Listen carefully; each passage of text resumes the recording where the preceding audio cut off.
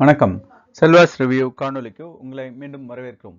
இந்த காணொளியில் நாம் என்ன பார்க்குறோன்னா, Tata IPL points table 21 April 2025 அன்னைக்கு 38வது போட்டி. அதில் வந்து சிஎஸ்கே மும்பை இந்தியன்ஸ் விளையாடினாங்க. அதில் வந்து மும்பை இந்தியன்ஸ் ஒரு அற்புதமான 9 விக்கெட்டுகள் வித்தியாசத்தில் வெற்றி பெற்றிருக்காங்க. அந்த போட்டிக்கு அப்புறம் ஒரு அணியும் எங்கே இருக்காங்க அப்படின்னு சொல்லிட்டு பார்க்க போகிறோம். ஸோ இந்த காணொளி உங்களுக்கு பிடிச்சிருந்ததுன்னா லைக் பண்ணுங்கள், நண்பர்களோட ஷேர் பண்ணுங்கள், இந்த சேனலுக்கு சப்ஸ்கிரைப் பண்ணுங்கள். இப்போ நாம் ஒரு அணியும் எங்கே இருக்காங்க அப்படின்னு சொல்லிட்டு பார்க்கலாம். முதலில் குஜராத் டைட்டன்ஸ், இரண்டாவது இடம் டெல்லி கேபிட்டல்ஸ், ஆர்சிபி மூன்றாவது இடம்,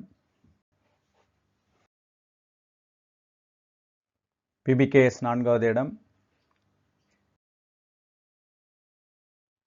எல்எஸ்ஜி ஐந்தாவது இடம், ஆறாவது இடத்துல மும்பை இந்தியன்ஸ், ஏழாவது இடத்துல கேகேஆர் இன்னைக்கு போட்டி விளையாட போறாங்க, எட்டாவது இடத்துல ராஜஸ்தான் ராயல்ஸ், ஒன்பதாவது இடத்துல சன்ரைசர்ஸ் ஹைதராபாத், பத்தாவது இடத்துல சென்னை சூப்பர் கிங்ஸ். நேற்று மும்பை இந்தியன்ஸோட ஒரு 9 விக்கெட் வித்தியாசத்தில் ஒரு அடி வாங்கினாங்க. அதுக்கப்புறம் ஸோ முதல்ல பேட் பண்ணின சென்னை சூப்பர் கிங்ஸ் பார்த்தீங்கன்னா 176 ரன்கள் எடுத்திருந்தாங்க நிர்ணயிக்கப்பட்ட 20 ஓவரில். மும்பை இந்தியன்ஸ் வந்து அதை கம்ஃபர்டபுளாக 15.4 ஓவர்ஸில் 177 எடுத்து வின் பண்ணிட்டாங்க. ஒரு விக்கெட்டுகள் மட்டுமே இருந்தாங்க. இப்போ வந்து ஒரு அணியும் எத்தனை புள்ளிகள் பெற்றிருக்காங்க அப்படின்னு பார்க்கலாம். முதல் இடத்துல குஜராத் டைட்டன்ஸ் வந்து 10 புள்ளிகள் பெற்றிருக்காங்க. 7 போட்டிகள் விளையாடி 5 வெற்றி 2 தோல்விகள். இரண்டாவது இடத்துல டெல்லி கேபிட்டல்ஸ் 7 போட்டிகள் விளையாடி 5 வெற்றி 2 தோல்விகள் 10 புள்ளி. ராயல் சேலஞ்சர்ஸ் பெங்களூர் நேற்று ஒரு வெற்றி பெற்றாங்க. அதன் மூலம் 8 போட்டிகள் விளையாடி 5 வெற்றி 3 தோல்விகள் 10 புள்ளிகள். பஞ்சாப் கிங்ஸ் நேற்று தோல்வி அடைஞ்சாங்க. அதில் 8 போட்டிகள் 5 வெற்றி 3 தோல்வி 10 புள்ளிகள். ஐந்தாவது இடத்துல லக்னோ சூப்பர் ஜெயின்ஸ் 8 போட்டிகள் விளையாடி 5 வெற்றி 3 தோல்வி 10 புள்ளிகள் பெற்றிருக்காங்க. ஆறாவது இடத்துல மும்பை இந்தியன்ஸ் நேற்று பெற்ற வெற்றியின் மூலம் 8 போட்டிகள் விளையாடி 4 வெற்றி 4 தோல்வி 8 புள்ளிகள் இருக்காங்க. ஏழாவது இடத்துல கேகேஆர் இன்னைக்கு போட்டி விளையாட போகிறாங்க குஜராத் டைட்டன்ஸோட. அவங்க வந்து 7 போட்டிகள் விளையாடி 3 வெற்றி 4 தோல்வி 6 புள்ளிகள்.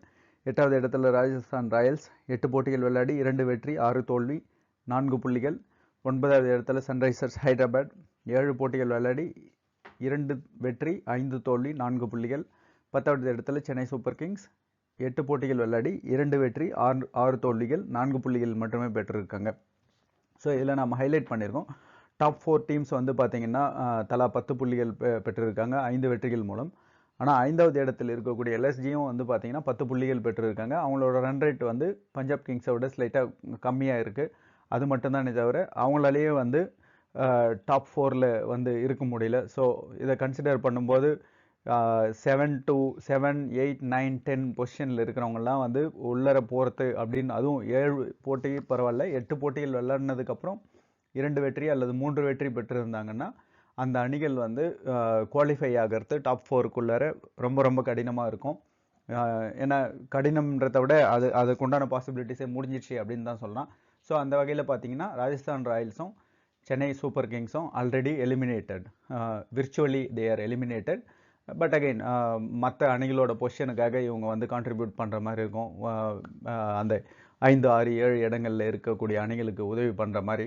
மற்றபடி பார்த்தீங்கன்னா Rajasthan Royals and Chennai super Kings வந்து ஆல்ரெடி வெளியில் போயிட்டாங்க. அதே போல் குஜராத் டைட்டன்ஸும் டெல்லி கேபிட்டல்ஸும் ரொம்ப ஸ்ட்ராங் பொசிஷனில் இருக்காங்க. ஏன்னா அவங்க 7 போட்டிகள் தான் விளையாடி இருக்காங்க, 5 வெற்றிகள் பெற்றிருக்காங்க. ராயல் சேலஞ்சர்ஸ் பஞ்சாப் கிங்ஸ் அவங்க வந்து இன்னும் அடுத்து வரக்கூடிய போட்டிகளில் ஒருவேளை நல்ல வெற்றி பெறும் பட்சத்தில் பார்த்தீங்கன்னா அவங்களோட பொசிஷனும் கன்ஃபார்ம் ஆகிடும். ஸோ நம்பர் 4க்கு உள்ள ஒரு பொசிஷனுக்கு மட்டும் ஒரு 5-6 டீம்கள் வந்து விளையாடுற மாதிரி இருக்கும். அதுதான் வரும் நாட்களில் இருக்கும். ஸோ இந்த லெவலில் தான் இருக்குது. இப்போ வந்து இன்றைக்கி நடக்கக்கூடிய போட்டி என்ன அப்படின்றத பார்க்கலாம். அதனோட ஒரு ப்ரிவ்யூ அதையும் பார்த்துடலாம்.